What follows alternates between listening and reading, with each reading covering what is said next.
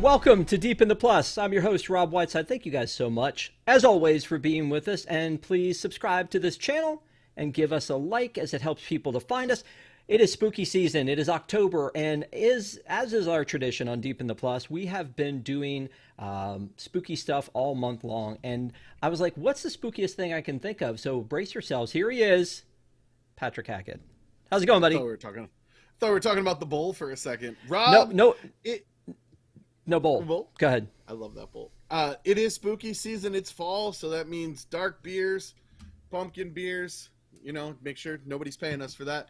And scary movies. Let's go. I cannot wait to get into this just absolute massive horror film we're getting into. I can't believe there's something like this on Disney Plus. Which Friday the 13th were we doing again? What's the Halloween Ends? That's what we're doing. Man, I don't think we want to touch that one. The internet's already fighting over it. So we decided, and I don't remember why you recommended this one, but you did. You said, have we ever done Toy Story of Terror? And if not, I would like to do that one. And I said, okay, let's do that. So what was your motivation, my friend? This is one of my favorite Halloween specials. It has replaced It's a Great Pumpkin in my must-view yearly viewing. This is how you should kick off your spooky season.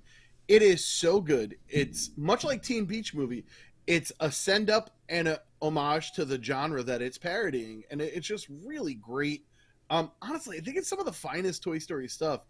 I feel like between 3 and 4, we got really good Toy Story stuff, and I feel like since 4, we've been kind of going a little bit downhill.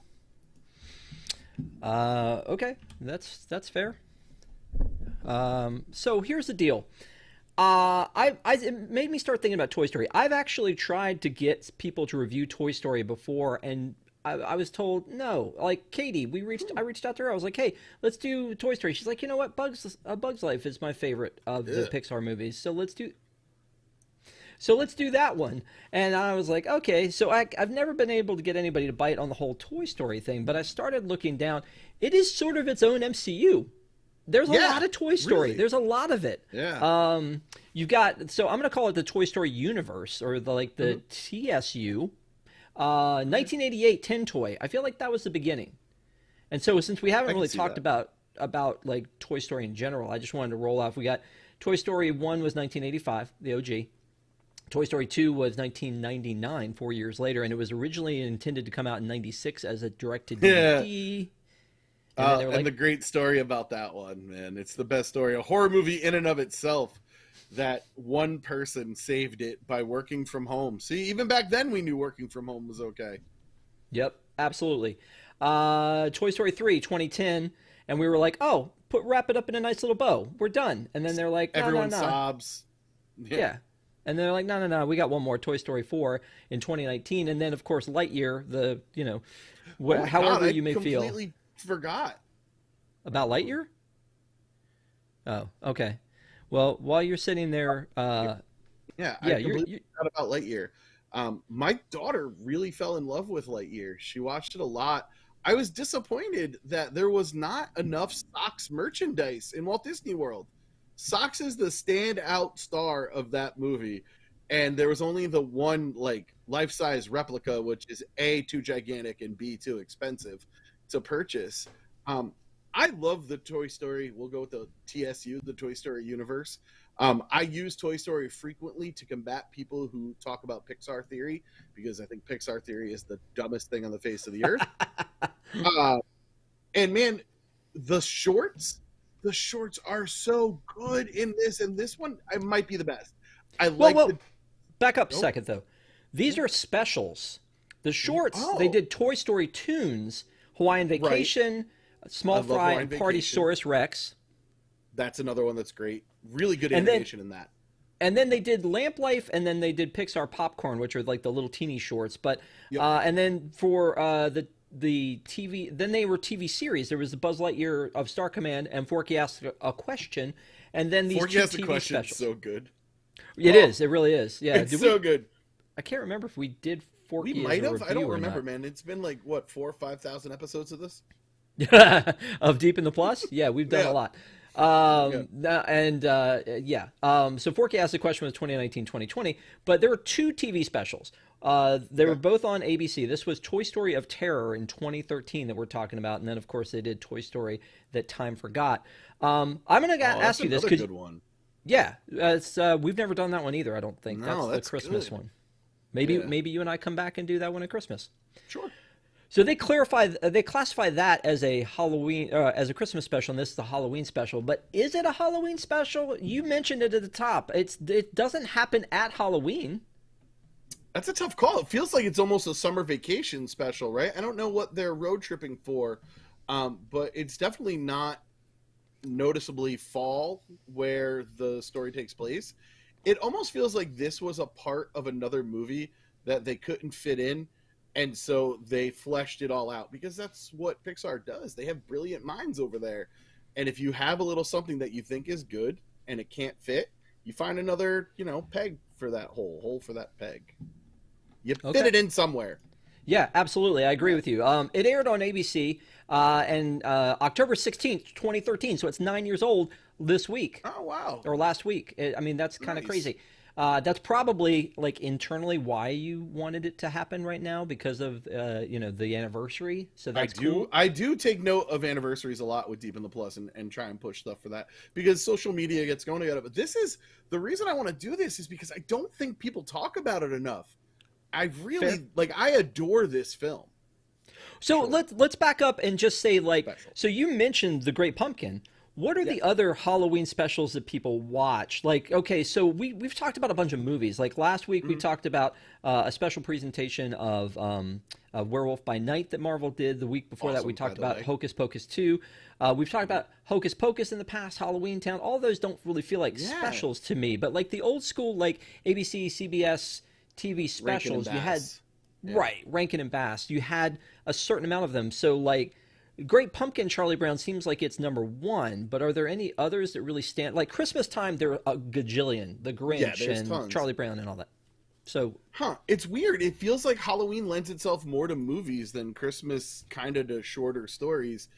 I think a lot of generic horror movies get kind of bunched in to the Halloween season. I mean, there is, of course, Halloween, and Halloween Ends just came out. And if you really want to go fight with people on the internet, go have an opinion about that movie. My goodness.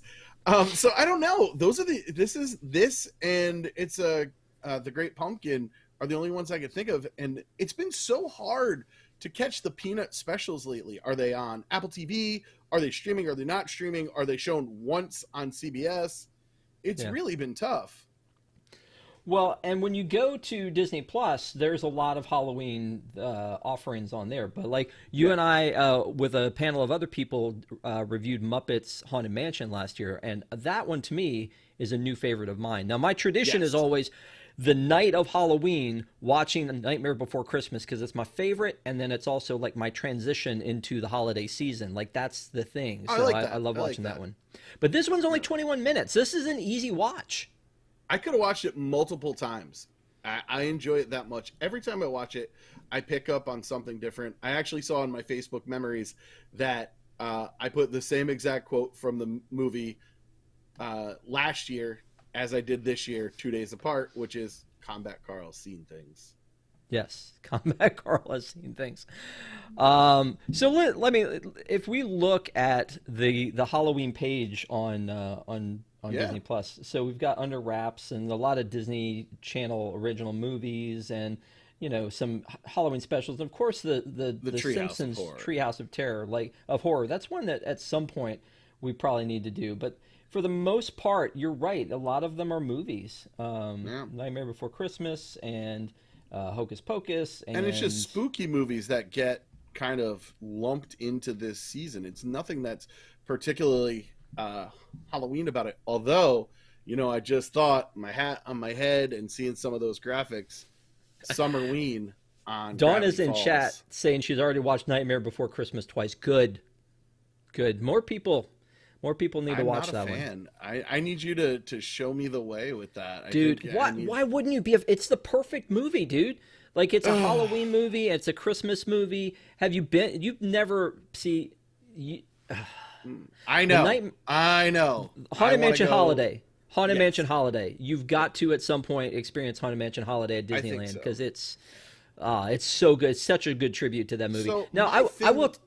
Well, let me go ahead and tell you that I do agree that it's a little sleepy, that movie, but the animation is fantastic. The songs are amazing, and I think the acting is brilliant. I think all of them do an amazing job. So that's just my thing. I think my problem with that is it becomes people's personality. Kind of like when I was in college, I'm dating myself now, Dave Matthews. Like if you were a Dave Matthews fan, it was like 85 to 90% of your personality.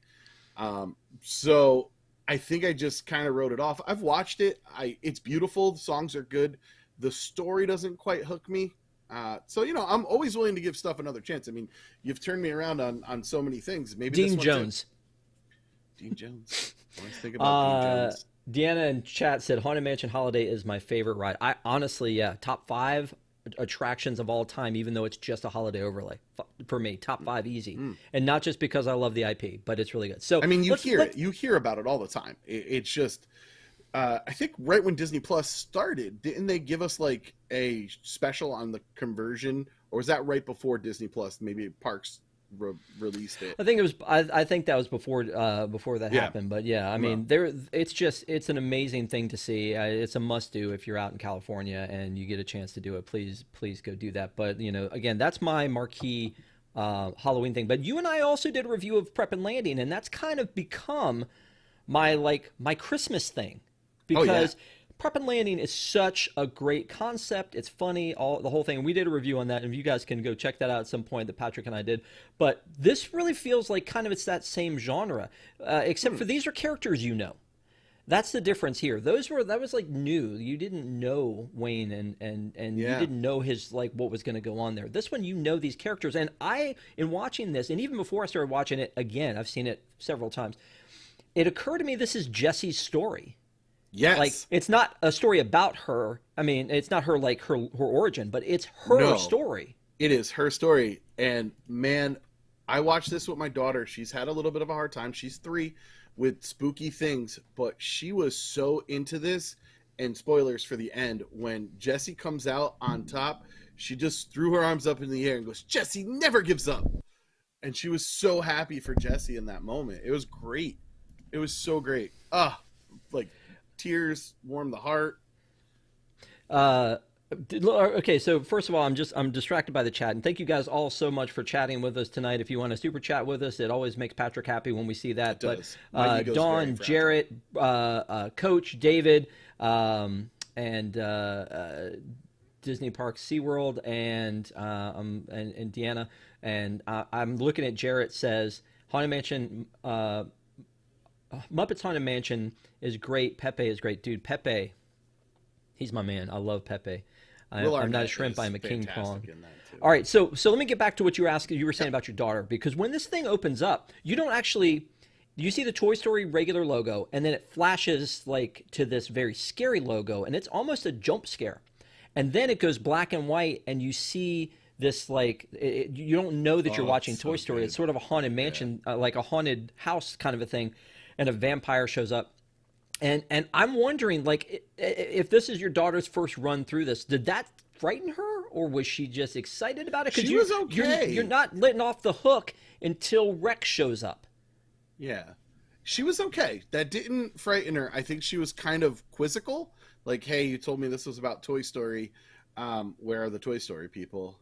And then it kind of got there quickly. I like the misdirect, and I like the fact that they kind of reference it as a misdirect later on. Yeah, so after that, and I believe I've seen the whole Rex popping up in front of the TV thing before to break the thing in. I think they did that in Buzz Lightyear Star Command when they rolled out that TV show. I think it was the same thing, because they're watching the commercial and then Rex pops up in front. So that kind of breaks it, and now we're in the world of Toy Story again.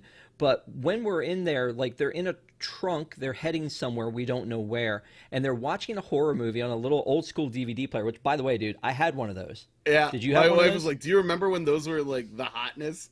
Yeah. Yeah, I do remember. They're going to Grandma's house. Yeah, so it's like this little DVD player, and it Yep. opens up, and the DVD goes in the bottom, and it was like a Walkman. Kids look it up, but for DVDs. And so they're watching this little movie, but to them, it's like a big movie screen, like a big HD Yeah. experience, which is so Yeah. cool. And so they're watching this, and then Mr. Pricklepants, which, God, Timothy Fantastic. Dalton as Mr. Prickle. Yeah. Like, Yeah. who would have thought Timothy Dalton was that guy?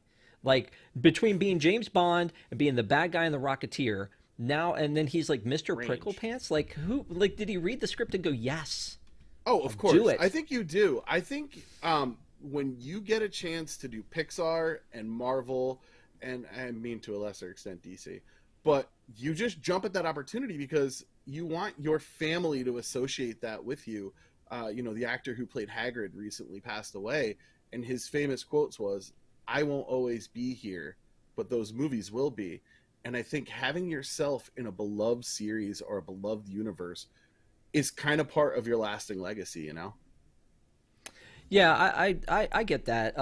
But again, you're right. When Pixar calls, you answer the phone, and he was there for, he wasn't there for the first one, but he was there afterwards. And so Mr. Pricklepants, fantastic with Timothy Dalton, but he becomes the narrator, and it's almost meta at that point. Like he's not talking to us, which is cool, kind of like She-Hulk talks to us.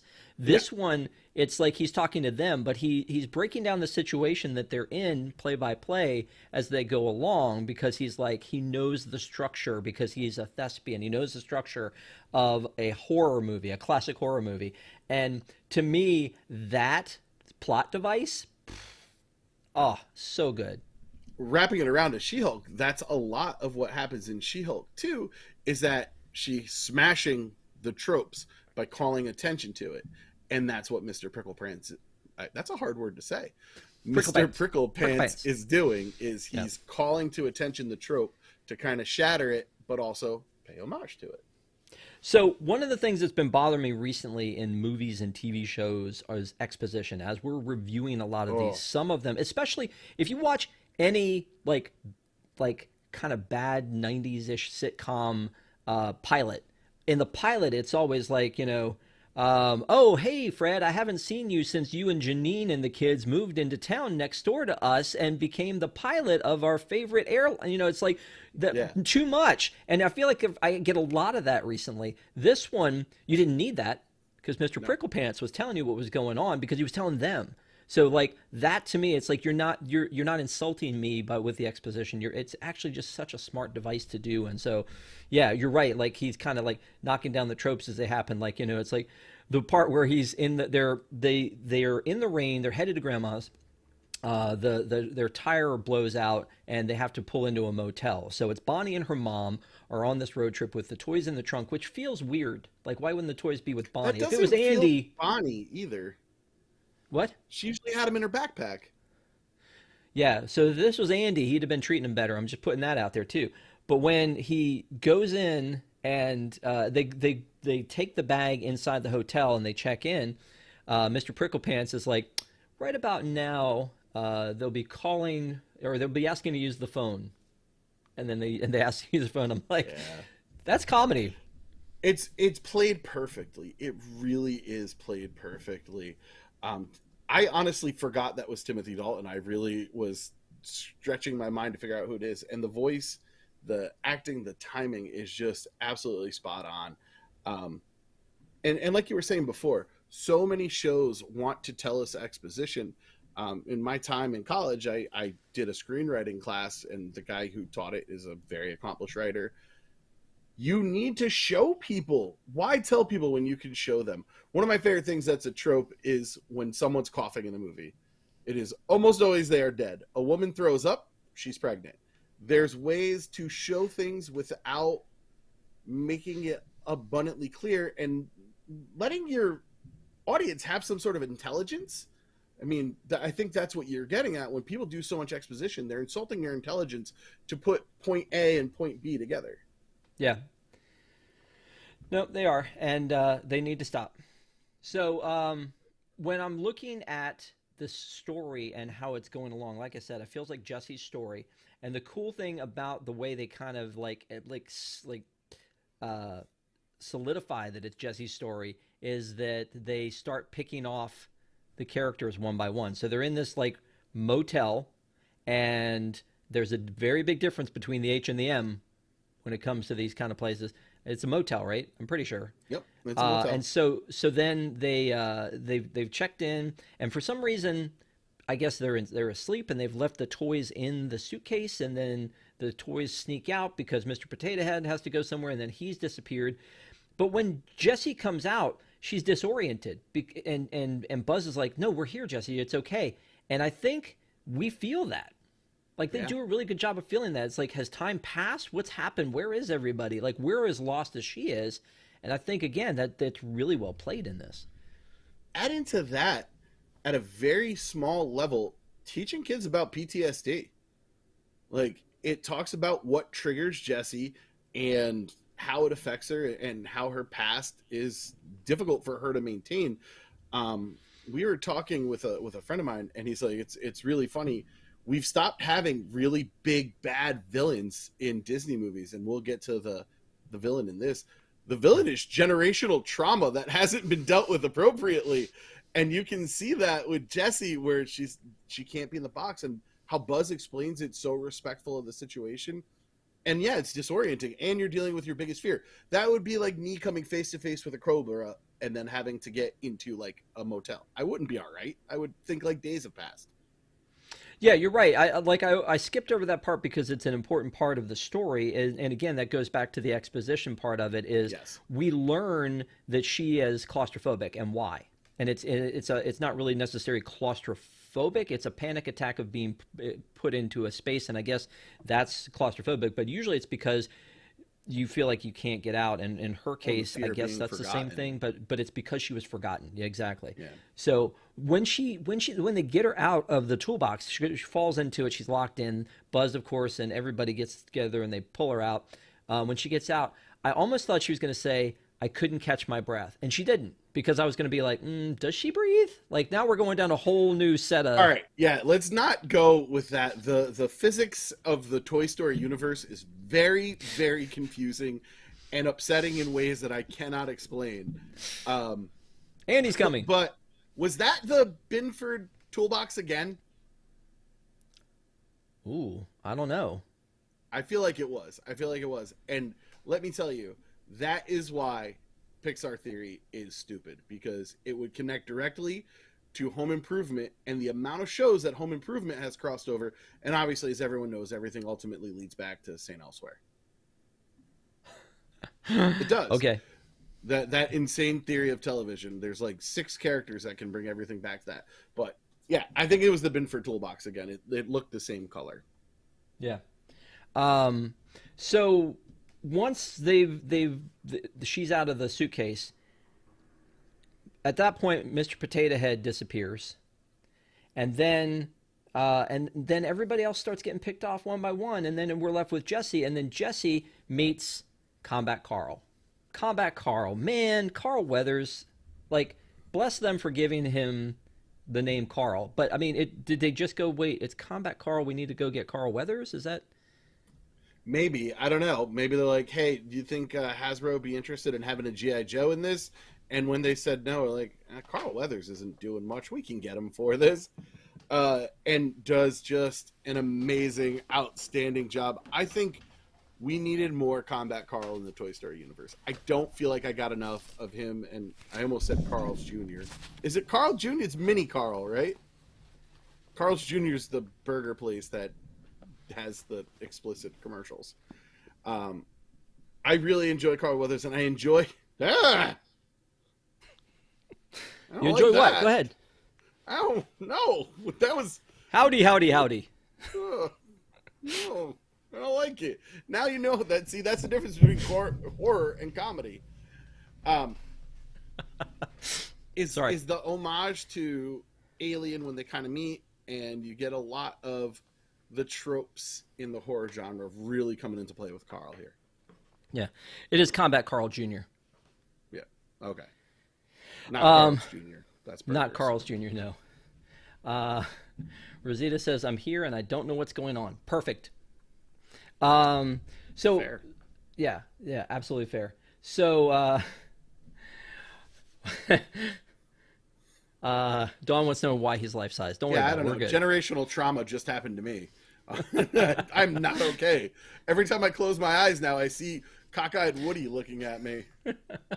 It's all fine, my friend. We're in a safe space. Be well.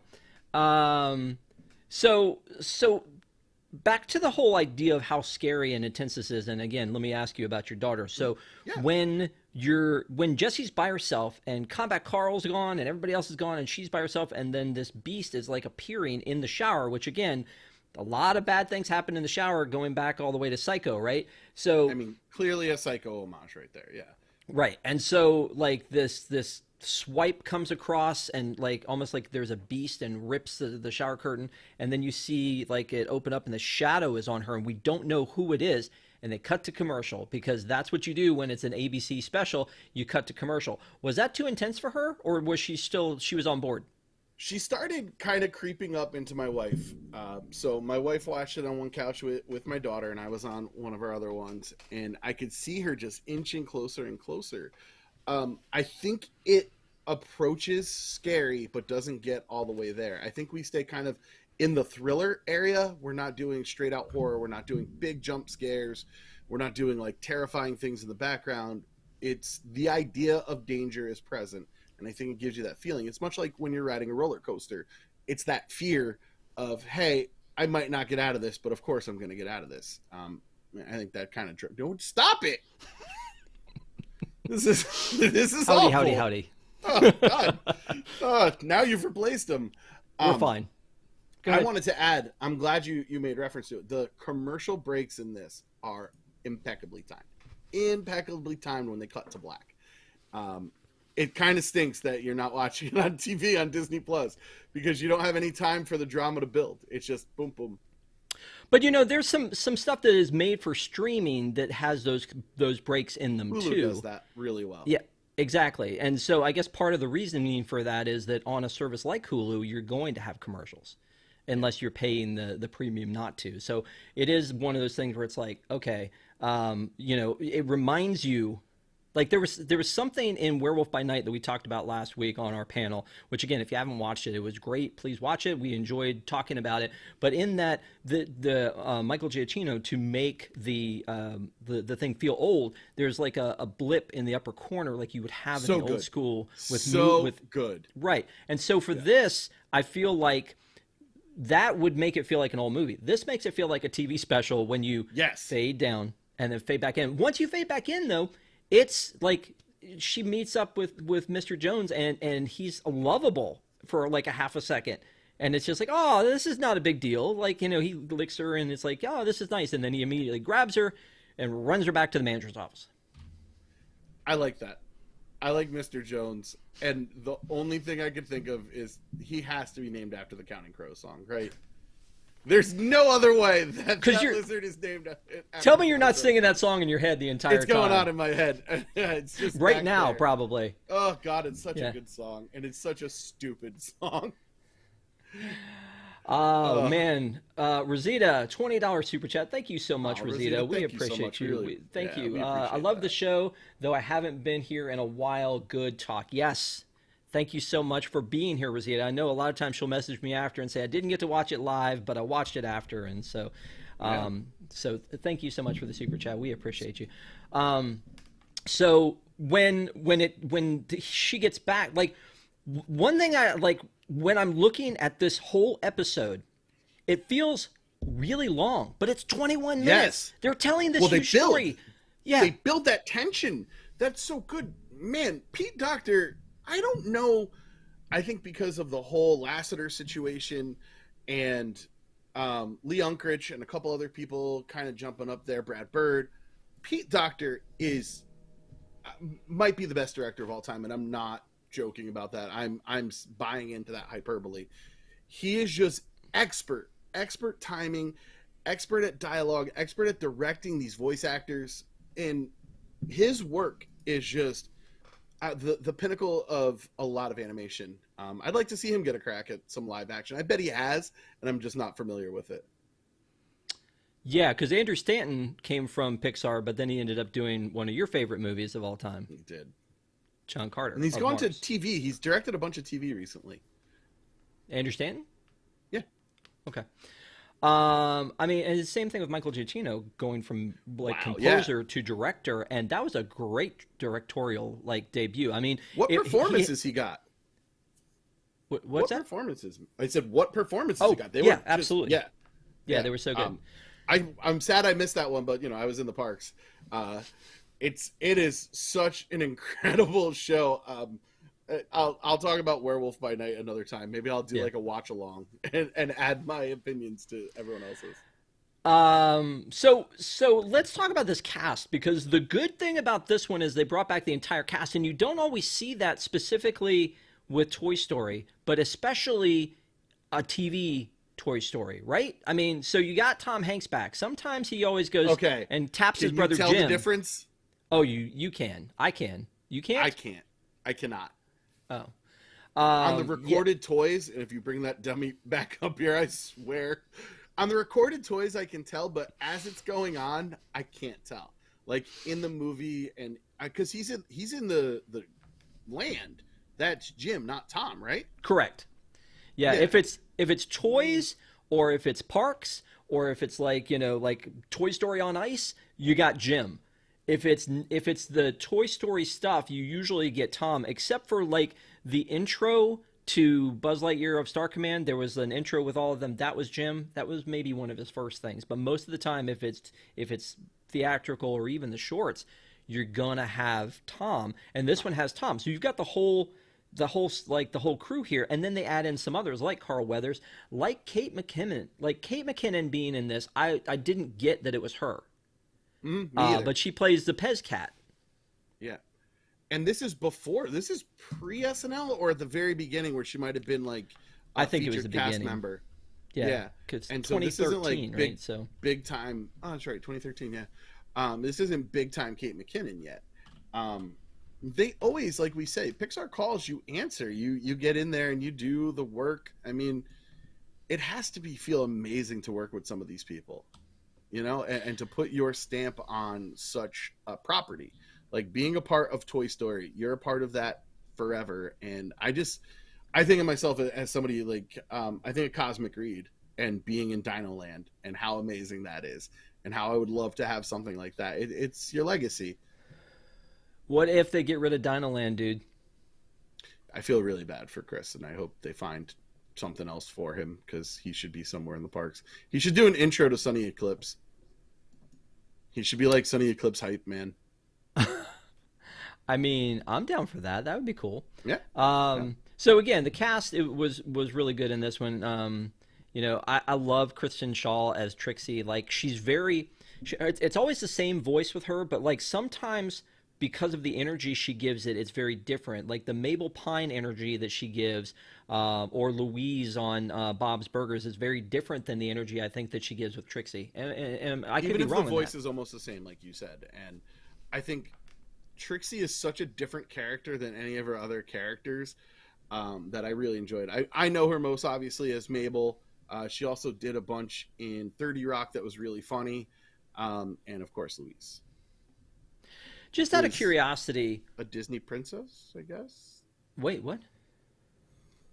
I mean, Disney owns Bob's Burgers now, right? Yes, correct. Just out of curiosity on this one, the cast of toys they put together for this one. Mm-hmm. Interesting that they're going on this trip. Mrs. Potato Head isn't there. Mm. And then you've got like no Ham. Ham seems like Ham should have been there. Usually Ham is there, but maybe you just don't take a bank with you. Slinky Dog's not there. That, yeah. Could have been two. I don't know. It's just interesting the choice of which toys she took. You're and it has to be Bonnie Psyche. Don't you? Well, I'm not trying. I mean, I feel like it had to do with who they could get a hold of, or maybe the story they were writing, but you can't have the whole team in a 21-minute thing because everybody has to have a part. And so choosing Mr. Pricklepants to tell the story could have been Ham. Ham would have been hilarious telling this story because it would have been like the whole thing that like Cliff Cleveland or Cliff from Cheers, where he would have just said the whole thing wrong or whatever. But I mean, it makes sense because he is an actor that he would be telling how a play or a story or a movie would go. So I just thought it was interesting, the ones they choose, and I always wonder in the back of my head, like, I've got to tear it apart and go, is it because they didn't have, like, they couldn't get, certain people to come in? Like, I don't know. It's just interesting which ones they choose. I just realized this is not actually directed by Pete Docter. I must have been looking somewhere else in the script. It's directed by Angus MacLean. Okay. Other actors, Peter Sohn, who is one of the Pixar creatives and a director of many things, always ends up putting his voice in things, and I think that he was the robot Transitron. Yeah.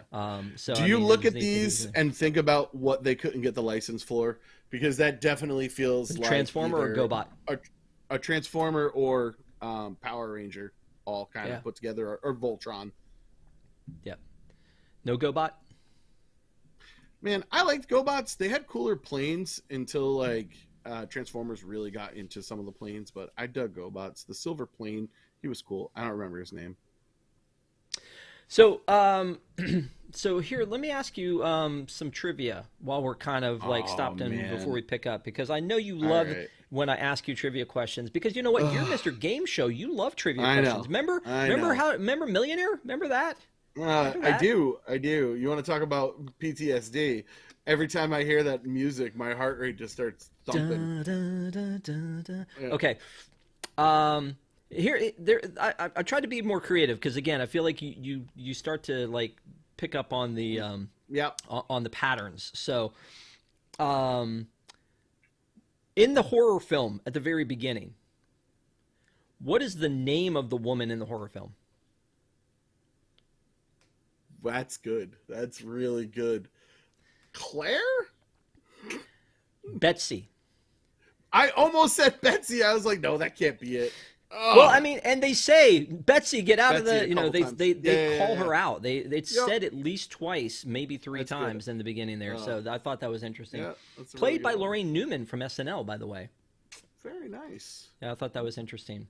When they get to the hotel, I was going to ask you the name of the motel, but I think you know the name of the motel. I don't actually. I was just thinking that I went completely blank on it. I can see the sign, and there's nothing on it in my head. It's a pillow, and like kind of hugging itself, and it's the Sleepwell Motel. That's a good name. Can you tell me the name of the manager of the hotel? Yes, I can. Rod? Todd. And Todd.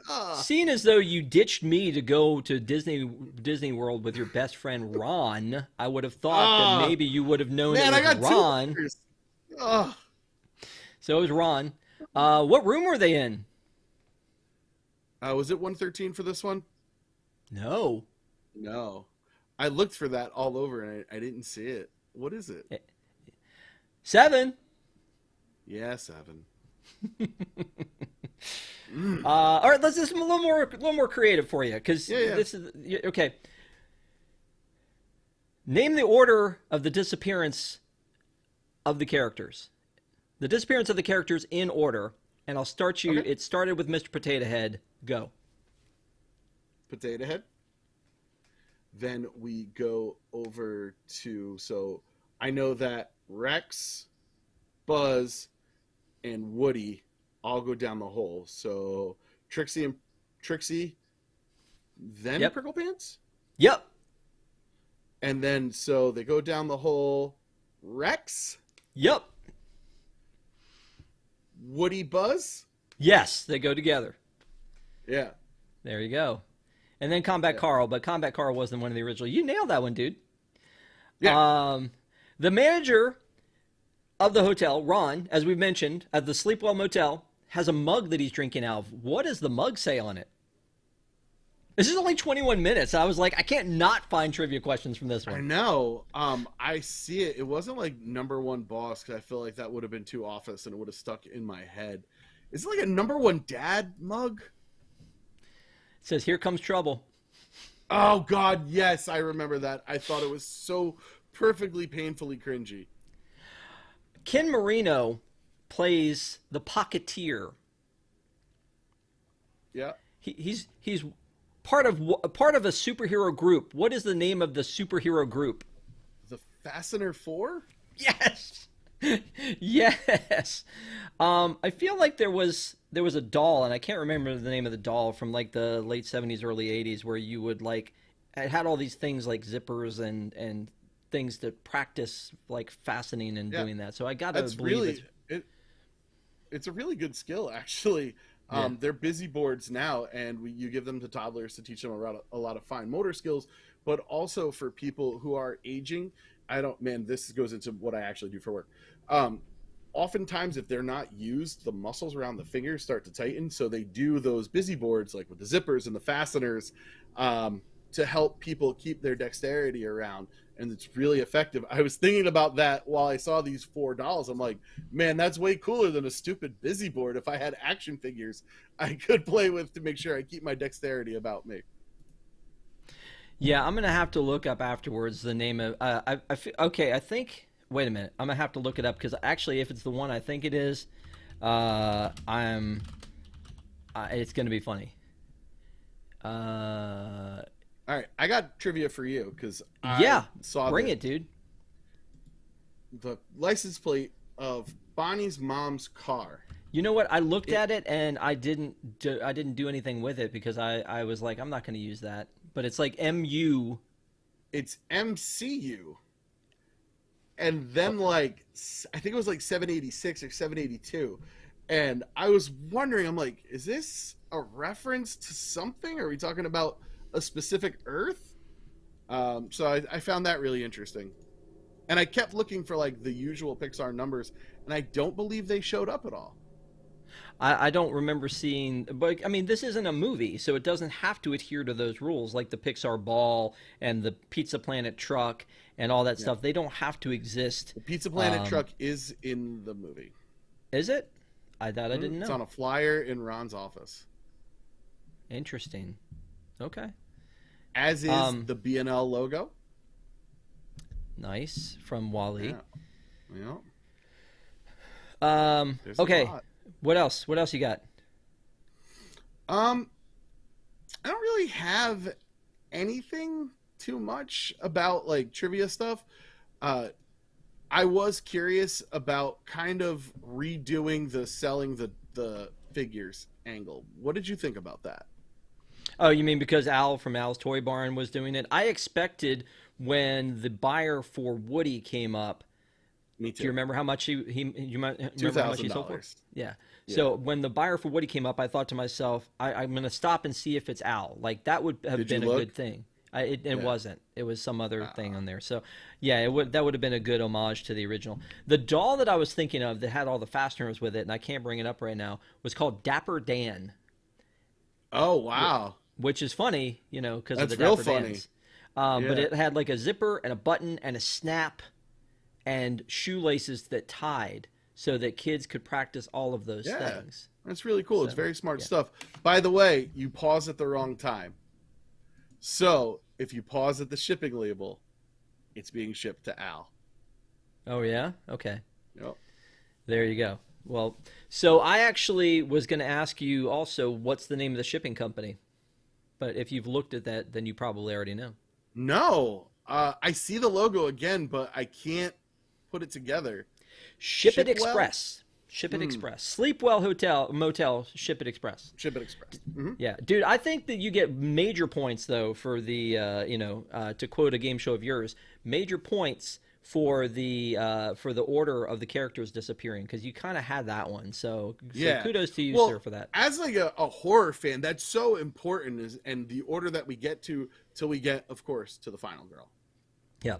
So they all disappear. They're in, we talked about she's in the tub. They break away. Mr. Jones takes her to this. They have a system set up, which I think is funny, where he's crawling through all of the vents, and he gets to the manager's office, drops the toy in a basket, and rings the bell, because it's really cute. Yeah. So like, that's a well-trained iguana. Yeah. That's a really valid point. Can they be trained in such a way? I'm not going to look it up. Do we have any experts in there that can tell us? No idea. Man. Let's just take it for granted. We'll just go ahead and assume that. And so, then when Jesse's like, "Oh, I'm just gonna get up out of this basket. That seems fine," and he just snaps her back, puts her in, rings the bell again. I'm like, "Oh, that's really cute. It's so cute." But the whole idea then of him putting them on the shelves and they're all for sale, and then we get to see these other toys. The old timer, I thought that was funny. Really funny. The unnecessary building and unbuilding that the Legos do was funny.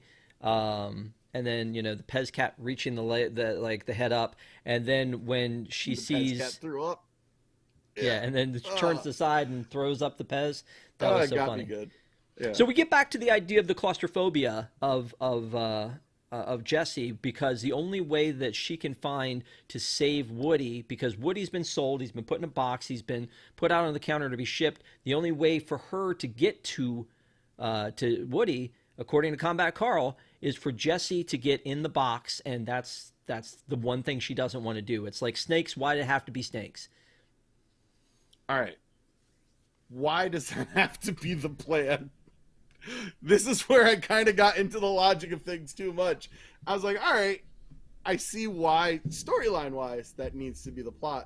I'm like, but logically, there are several things we have not tried in this situation yet.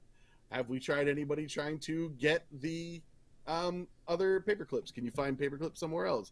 We haven't used the Legos really effectively. There's a lot going on, and it felt like the God in the machine, and just like, yep, the only way is for you to get in that box because we need to do that for storyline purposes.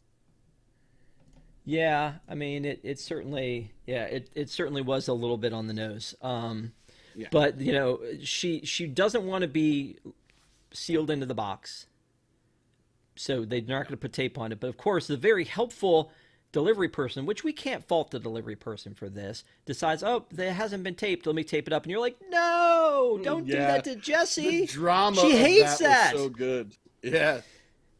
And then the whole Combat Carl thing with him saying, hey, this is your mantra, Jessie finds a way. Jessie never gives up. Jessie finds a way. And she's like, starts digging through, and she finds a paper clip. So it's callback after callback. It's a callback to the fact that she doesn't like to be in the box.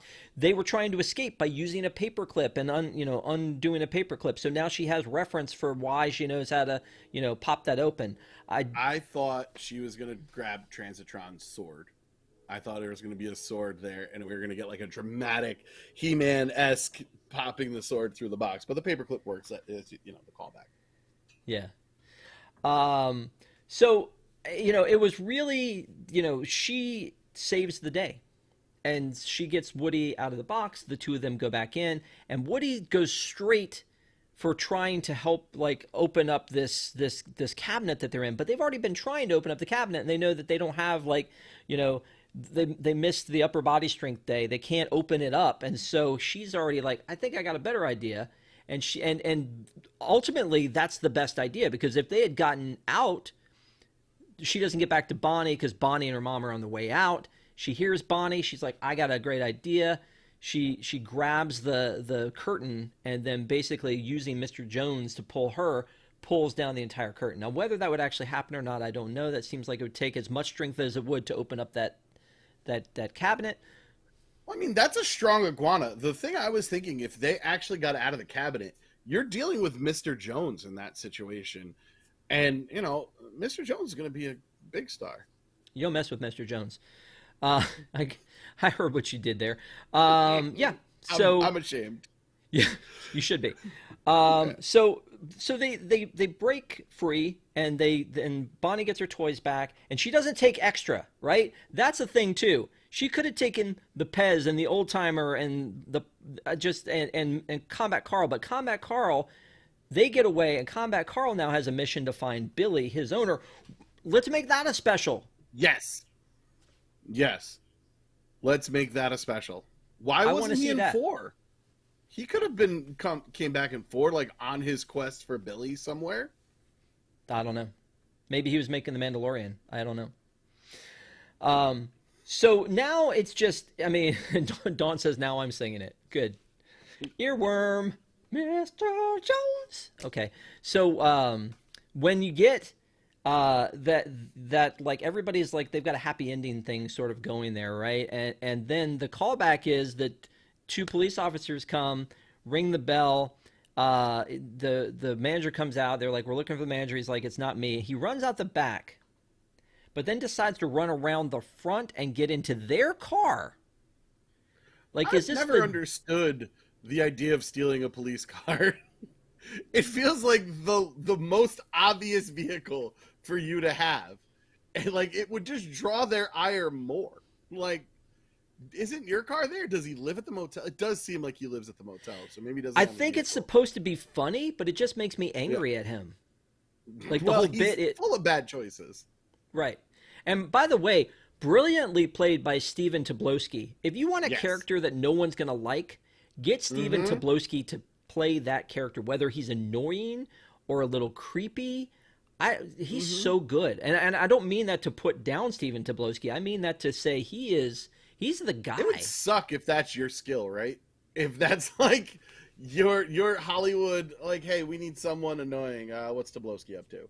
And he's really good at it, and he gets great jobs, and he gets paid. You know, like for a while, Wallace Shawn was the one when you needed someone with like a shrill, obnoxious male voice. Well, and I've just got it in my head, like, you know, everything that he's done because he's so underrated. He was in a movie called Sneakers. I don't know if you ever saw Sneakers, where they made him say, "My voice is my passport, verify me." That was actually kind of a cool thing, but he was kind of a little evil in that one. And then he was also, you know, in Groundhog Day, and that's I think one of his like kind of better roles. But Stephen Tobolowsky, man, yeah, 2 thumbs up. He does a lot of voice work now too, doesn't he? Well, at least in this, so that was good. So I mean, I don't know if there's anything else we want to talk about here. There's not really like a major amount of music. Like sometimes with like a movie or something, we'll talk about music, but you don't really need that for this. And again, it's only 21 minutes, and we've been talking about it for 40. You know, it's kind of crazy that that's what we do. It's just so well put together. Yeah, that's what we do here. That's what we do here. That's why it's not called shallow in the plus, man. We go deep. No, we go deep. We go deep. Yep. We talk about all. I think the one thing that was missing at the end, and the one trope that they really needed to get, is the killer comes back for one more scare. That's what I was missing. I was missing something, like maybe if he ran off somehow, like knocked Bonnie, grabbed the suitcase and was running, and then had some sort of comical pratfall. I was just waiting for the one last scare. That's what I always go. You know, the one last scare. Don't bring back that Woody. I swear, if you come back with that Woody, I'm gonna be okay. This is you. Yeah, one last scare would have been really good. You know what? And Prickle Pants seems to be setting that up. When they're driving away, he seems to be setting it up. Is like, well, then this is the part where everything ends well, and it's just like, or is it? Bum bum bum. Toy Story of Terror 2. Freddy Returns. It's just like, you know.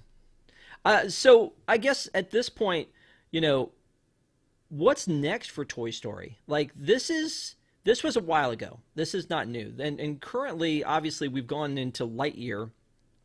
And I think if Lightyear had been a bigger deal, maybe we were looking at a Lightyear saga. I'm not sure we're there. So then the question is, like, do they bring this in and continue to do, because there's still more stories to be told. We don't know where Combat Carl is or if he ever got to Billy. We still have, you know, Woody is now out there with Bo Peep and after 4, and there's still some stories to be told here. Do we do that, or have they gone back to the well too many times? That's something I really have to think about. My problem with Lightyear is my same exact problem with Cruella. If this was a backdoor, like, origin story, and, you know, you're watching this movie and it looks vaguely familiar, and, you know, you might know already, but the lights come up and you see Andy and his mom, and they're like, oh, what a great movie. And if we found out later that it was Cruella, and like your last shot was her with 2 puppies, and you just feel the terror of her having 2 Dalmatian puppies after you kind of started rooting for this character. They could have worked in their movie universes without explicitly being there. I think that Lightyear is a really good movie. It's fun, it's silly. It's Chris Evans at his Captain America-iest, and it's entertaining, but it bothers me that it shoehorned kind of into the Toy Story story. I don't know if we go back to the well. I would think Bunny and Ducky would have some stories, but apparently Jordan Peele did not like working for Disney, so we won't have that. That carnival and having Peep and Woody rescue people, like that could be some shorts. I can almost think of it as like an old school Scooby-Doo or Gilligan's Island, where like Peep and Woody rescue the Harlem Globetrotters this week, or something along those lines. But here's where I think we're gonna go. You ready to have your mind blown, right? What movie is coming out soon that has a ton of hype that is about a toy? Ryan Philippe, Margot Robbie are in it. Barbie. Oh.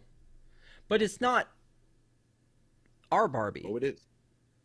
It is a Barbie. And no, Disney it is likes a money. Barbie, but it's not like the Jodie Benson, Michael Keaton canon Barbie. They're going to be doing a Barbie movie. It's going to make a ton of box office. And the Hawaiian Vacation with Barbie and Ken was really, really good. So seeing some more Barbie and Ken, I think, would be a good thing for the Toy Story universe. I honestly think we're done, though. I think that's it. I think the lands are crappy almost every single place they are. And I think that why is that? Like, this is Star Wars. This is Pixar's Star Wars. This is Spider-Man. This is the big one. Why is it that they can't? I mean, I get that you can make them on the cheap because toys are plastic. You can. But why wouldn't you give this franchise a better representation? And maybe that's a conversation for Park Center and not for here, but why wouldn't you give them better representation? Because it is, I mean, even with Midway Mania, we could have had this. This should be in Midway Mania. This should be there. It should have a holiday overlay with this theme. Yeah, absolutely, 100%. And you know, Toy Story of Terror, same thing, right? I mean, Toy Story Time Forgot, because that's supposed to be their Christmas, right? So you could have done that. There's so many things that they could have done with that attraction that it seems like they promised they would, and the only thing that they've done in the history of it, to my knowledge, is replacing Bo Peep with Trixie.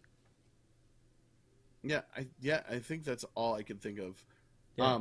But like, I went looking around, you know, I try and theme what's behind me to kind of what's going on, and literally all I could find was this Slinky Dog, and we bought that on our last trip that we just came back from.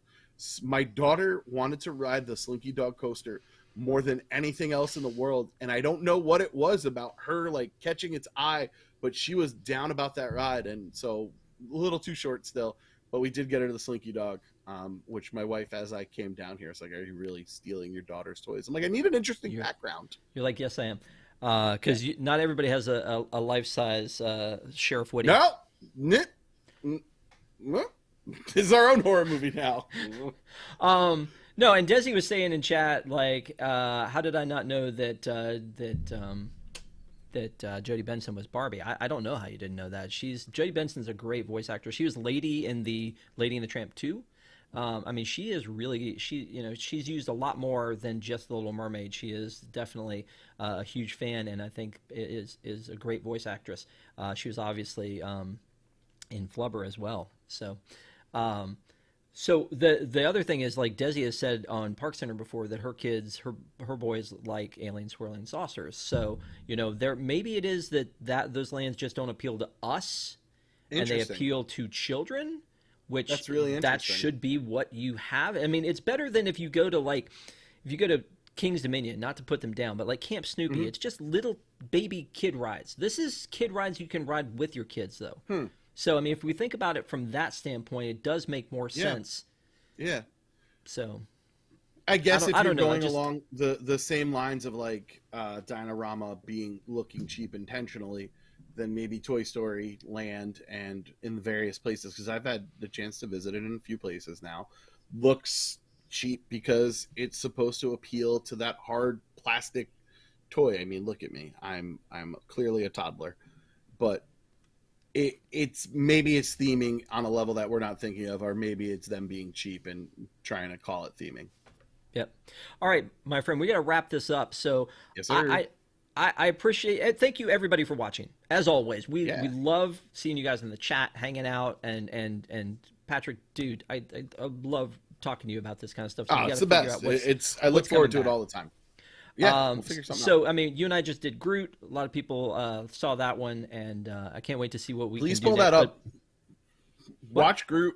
Watch Groot. Watch our Groot episode, and go back and watch the Park Center from Sunday, because I think those are two of our best performances together, and I think they're really worth rewatching. And you know, the views, they do so much for the ego. It's so bruised and fragile, you know. No, you're right. I mean, after that Park Center, this past one was yeah, everything that you had to say and share, and everything Kamila had to share, and Stephanie, and it just, yeah, everything was really good. So that was this past Sunday. So yeah, please watch that. But also, yeah, the group was a fun conversation because we kept like going off track with more Marvel stuff. So it was really as much a Marvel one as it was about group. But again, we took 4 or 5 shorts and made an hour conversation out of it, which we can always do, which is why I always hate to wrap it up, but it's going to be time to wrap it up. So again, if you all are watching from home, please make sure to subscribe to WDWNT TV.